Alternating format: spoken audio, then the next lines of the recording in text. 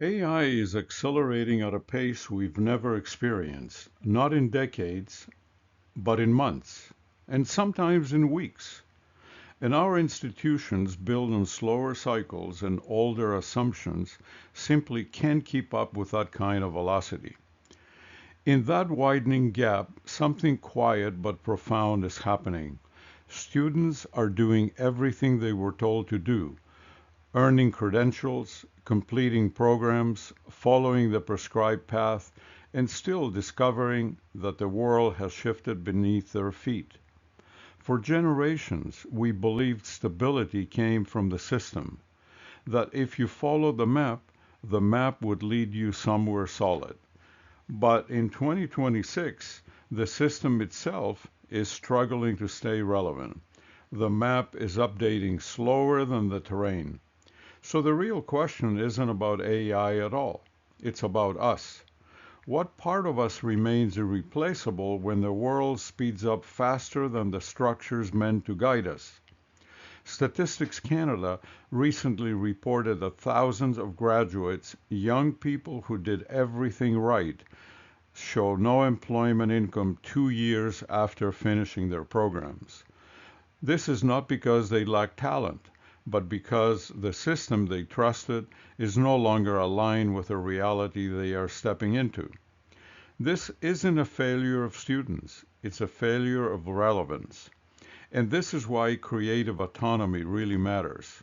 It's the skill that helps you navigate a world where the old guarantees have quietly disappeared. What AI can't replace is creative autonomy, the human capacity to interpret what's in front of us, to navigate ambiguity, to make meaning when the path isn't clear. It's the part of us that doesn't wait for instructions, but begins shaping direction from the inside out.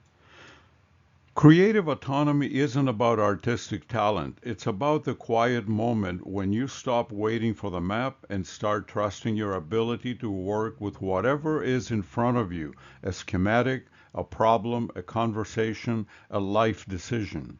It's the skill that lets you say, I can figure this out even when the situation is unfamiliar.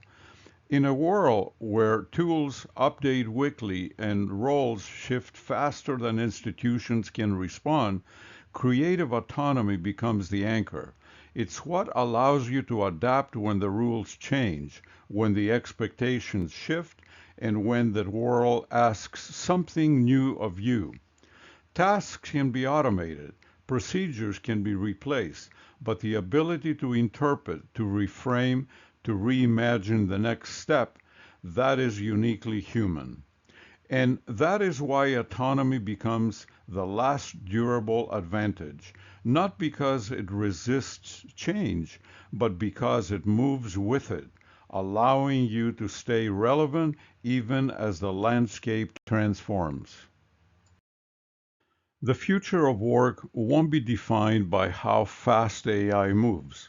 It will be defined by how deeply we choose to develop the parts of ourselves that technology cannot imitate: our curiosity, our adaptability, our judgment, and our ability to stay grounded when everything around us is shifting.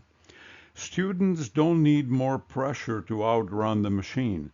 They need more permission to explore, to imagine, to follow the threads of their own interests, and to build themselves in ways that no algorithm can predict or replicate.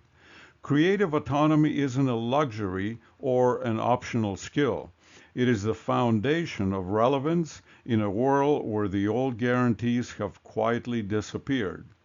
It's what allows you to step into uncertainty without losing yourself, to shape a path even when the path isn't handed to you.